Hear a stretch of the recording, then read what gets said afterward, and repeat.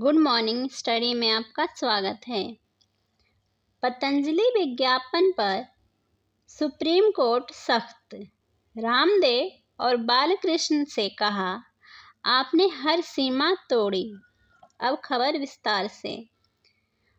उच्चतम न्यायालय ने भ्रामक विज्ञापन मामले में पतंजलि आयुर्वेद के बचाव पर मंगलवार को अप्रसन्नता जताई तथा योग गुरु रामदेव और पतंजलि आयुर्वेद के प्रबंध निदेशक एमडी आचार्य बालकृष्ण की माफी को कोरी बयानबाजी कहकर खारिज कर दिया। न्यायालय ने साथ ही शपथ भंग कर उन्हें आगाह किया।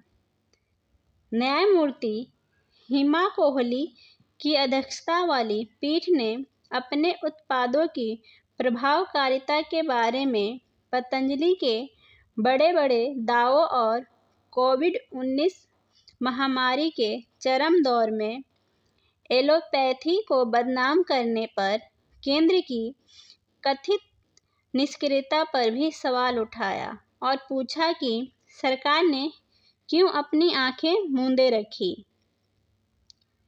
स्वामी रामदेव और बालकृष्ण दोनों कारण बताओ नोटिस के सिलसिले में अदालत में उपस्थित थे।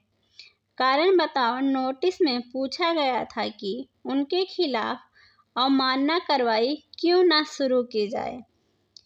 पीठ में न्यायमूर्ति अहसानुद्दीन अमानुल्लाह भी शामिल थे। पीठ ने मामले की अगली सुनवाई 10 अप्रैल के लिए तय करते हुए कहा कि उस दिन योग गुरु रामदेव और बालकृष्ण दोनों को फिर से पेश होना होगा। पीठ ने उन्हें हलफनामा दाखिल करने के लिए 1 सप्ताह का आखिरी मौका देते हुए उस शपथ की पूर्ण अवज्ञा करने पर कड़ी आपत्ति जताई जो दोनों ने इंडियन मेडिकल एसोसिएशन द्वारा दायर मामले में उसके सामने दाखिल की थी। पीठ ने अदालत में व्यक्तिगत रूप से पेश हुए स्वामी रामदेव और बालकृष्ण से कहा, आपको न्यायालय में दिए गए वचन का पालन करना होगा। आपने हर सीमा तोड़ी है। रामदेव और उनके सहयोगी बालकृष्ण को कड़ी फटकार लगाते हुए न्यायमूर्ति कोहली ने कहा कि न्यायालय उनकी माफी को पूर्ण भरोसा न होने के बावजूद स्वीकार कर रहा है। पीठ ने पतंजलि योग गुरु रामदेव और बालकृष्ण को चेतावनी भी दी कि वह शपथ भंग का भी संज्ञान लेंगी, क्योंकि कुछ दस्तावेज जिनके बारे में कहा गया कि वे अन्य कागजात के साथ संलग्न थे, बाद में बनाए गए थे।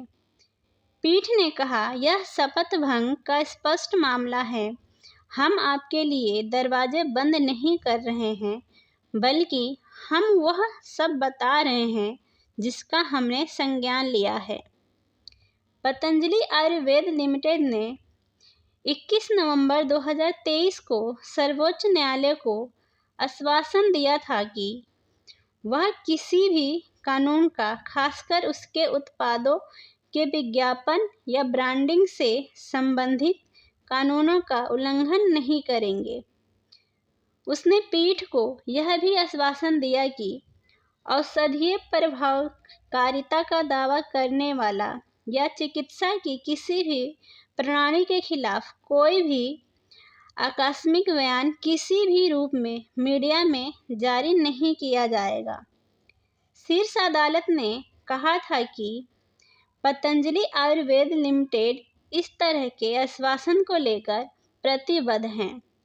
विशिष्ट हलफनामे का पालन न करने और उसके बाद के मीडिया बयानों के कारण पीठ ने अप्रसन्नता जताई और बाद में कारण बताओ नोटिस जारी किया।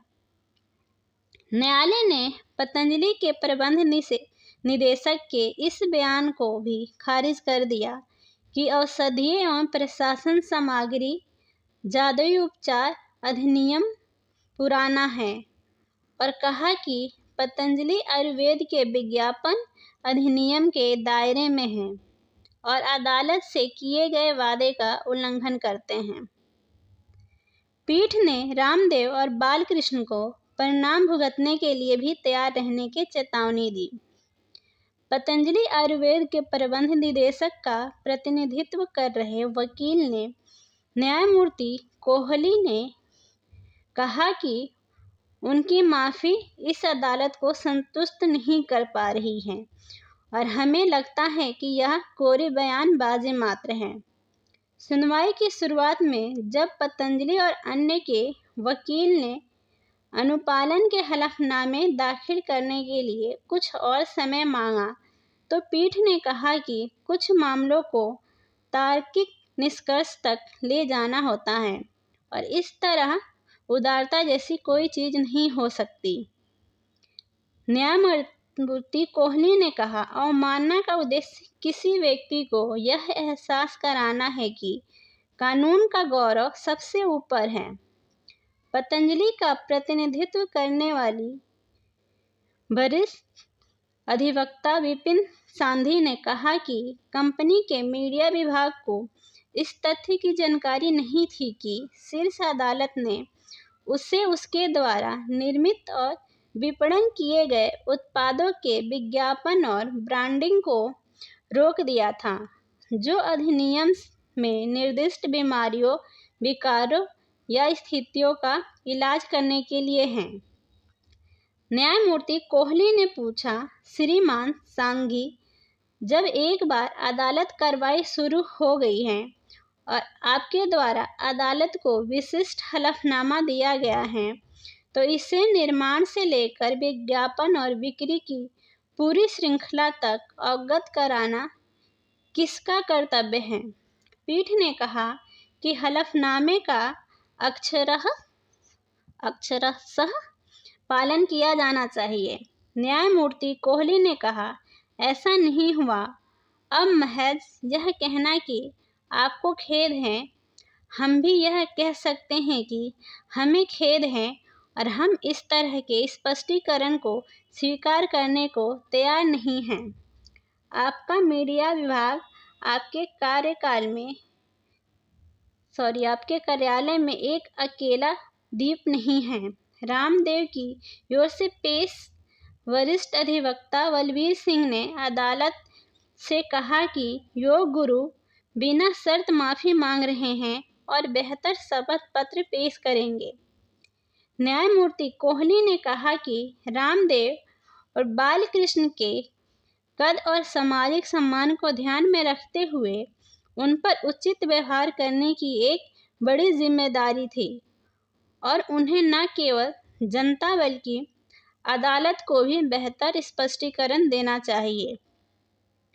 केंद्र की तरफ से पेश हुए सॉलिसिटर जनरल तुषार मेहता ने अदालत से कहा कि जो हुआ वह नहीं होना चाहिए था और उन्होंने पूरे मामले का समाधान खोजने के लिए पक्षकारों के वकील की मदद करने की पेशकश की।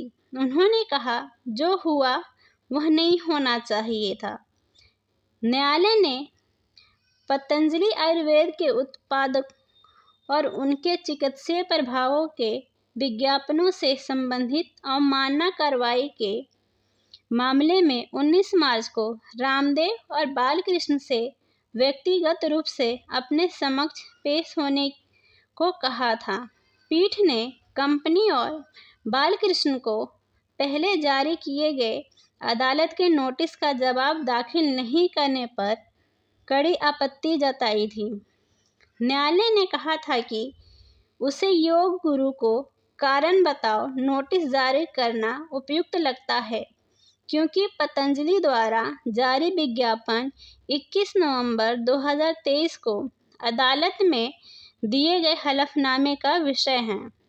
पीठ ने कहा कि इससे यह झलकता है कि विज्ञापन को लेकर रामदेव ने इसका अनुमोदन कर रहे हैं। ऐसी ही और खबरों की जानकारी के लिए हमारे चैनल पर बने रहें। धन्यवाद।